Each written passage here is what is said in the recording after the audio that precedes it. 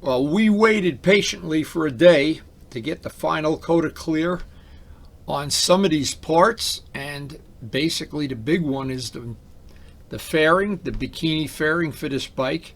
And I wanted this is one of the parts I wanted to be absolutely flawless when I was done with it. It's the focal point of the bike as you drive up or park it or stand and look at it, other than maybe the gas tank. This will really draw your eye, the attention. If there's any defects in it, we've tried to make this absolutely perfect. And right now we're waiting. We waited actually for a day when it would be just perfect for painting. I think we have that day, and we're going to hope that the gods are smiling upon us today. Now today the weather is predicted to be nice most of the day. We're going to wait for it to warm up just a little bit and get the clear on the fairing. And there's that tail section part for the BMW. It was so important. We had some days where it was really rainy, and I didn't want to risk. This is going to be the final coat of clear that we're going to buff out, and I don't want to take any chance this is going to be anything but as good as I can make it. Oh, the birds are hungry this morning. Hey, can you guys come and help me spray some clear? I thought so. So today we have the parts that are sanded already. These are ready for some final coat of clear. And I hope this is going to be, the weather's going to hold up today the way I hope it will. And get these parts in clear, get them drying. And they put a lot of time and effort into all of these parts. This is actually a spare part. Vlad has two of them. And I don't want to take any chances. We're using the clear that we know, that we're real familiar with how this clear dries in this type of weather. It's still under 50 degrees. And we're hoping this is just going to be a perfect day. The compressor is ready and I'm ready. I've had my coffee already. While the compressor's running, I rock it and bleed out any of the water that's still in it. I want this final coat of clear, and this will be the final coat, to be absolutely perfect if I can get it that way. Now, I'm always super careful when I get to the last coat of clear on any of these parts. I want to be sure I have as few fish eyes in the final product as possible. The Sikkens M600 helps any degreasing agent, prep all. I want to be real careful. Everything, I got brand new gloves on, and I want everything to be just as no fingerprints, no fish eyes if possible. I have the towel is clean. I want this to be as clean as I can possibly get it before I put that clear on. Now this will be the final coat of clear. So hopefully the procedure here is to get the part as really super clean as I possibly can get it. I don't want to have any contamination, if possible, in terms of the wind blowing, or this time of year you usually have little bugs flying around and things.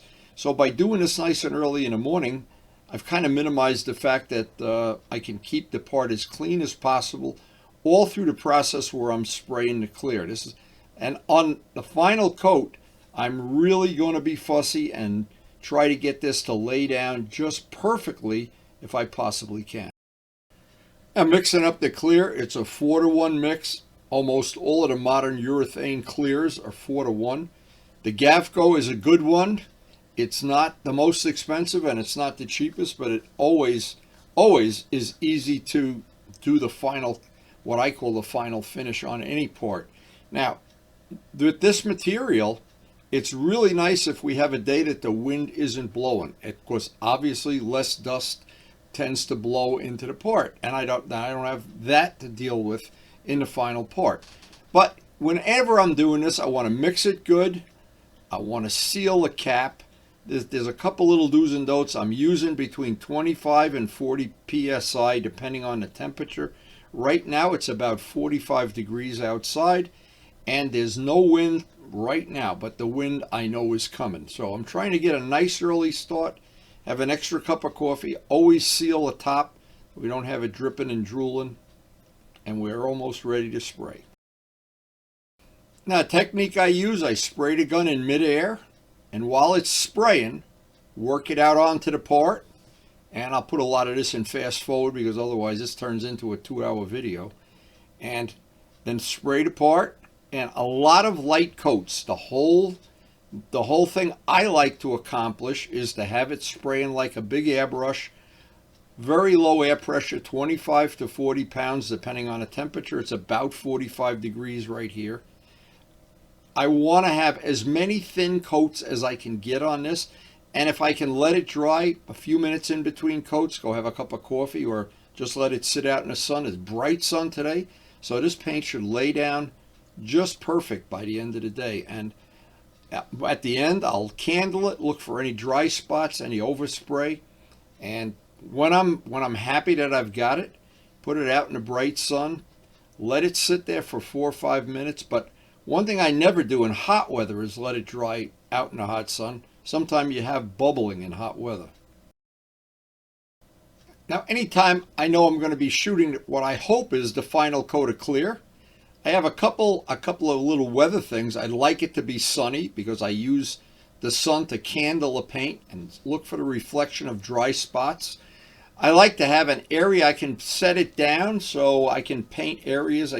No matter how you hold this, you really need to be able to pick it up, and you really need to be able to move it around from different areas. There's just a lot of little areas around the headlights, and I really took my time with this. And of course, just when you don't want the wind to come up, the wind started blowing a little bit. But that's why I always like to get a nice early start on this. In our part of the country, the wind blows a lot less early in the morning than it does in the afternoon. I know that from my years of flying up the air coupe. So this is just one of the things I try to always take advantage of. If I can get an early start like this, it's really to my advantage. You can see I have it up on some cans, so I can pick it up, twist it, move it, and work on it from several different angles. But the thing that I'm doing here that's special is I'm putting a lot of thin coats. This is like I've got the gun set up with low pressure and very, very thin coats, one right after another. I want to minimize the chance in any of the clear that I get any runs, and this lets it go on just beautiful.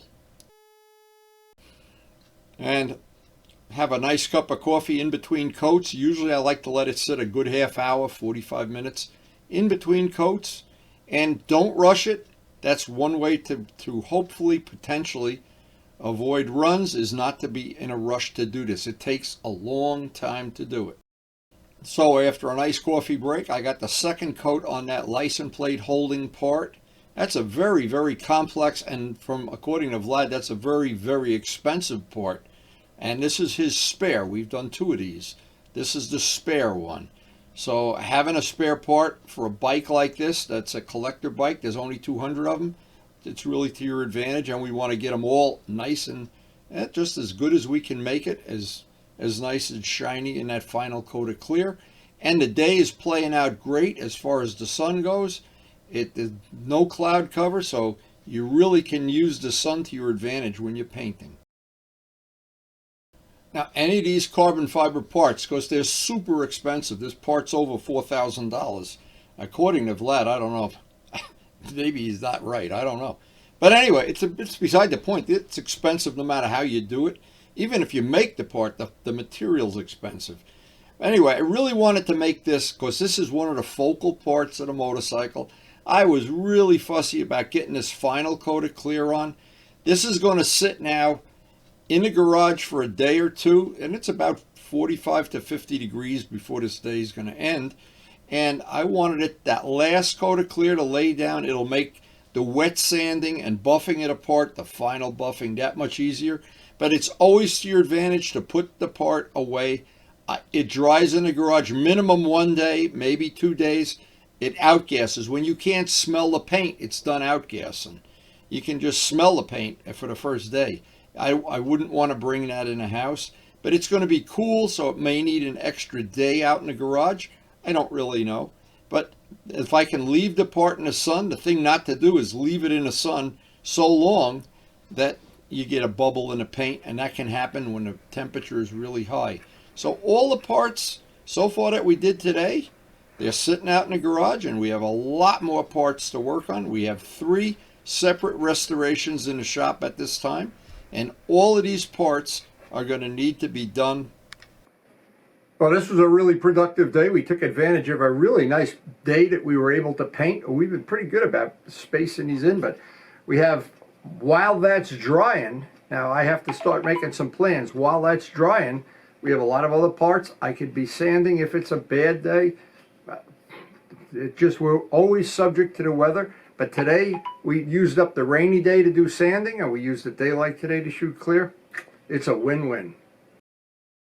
And a key thing is to let those parts dry in a garage at least 2 days, day and a half.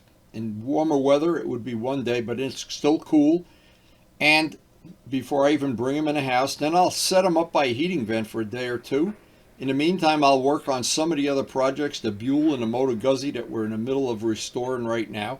But we've had as many as 5 projects underway at one time in the shop. So we don't know how much of this we're going to get done before the riding season actually gets here, but I'm ready for the riding season. Now, I've been riding almost every day, but limited amounts and only in the afternoon when it was a little warmer than, not in the morning for sure. And I'm itching to have this project. We're closing in on having this part of it done. Blad's got to bring the fairings over. We have to repaint the red stripe, redo the clear on the fairings. There's a ton more work to do on this BMW, but I think when it's done and it's all buffed out and it's all back together and we're going to see it all in one piece for the first time, it's going to be so worth it.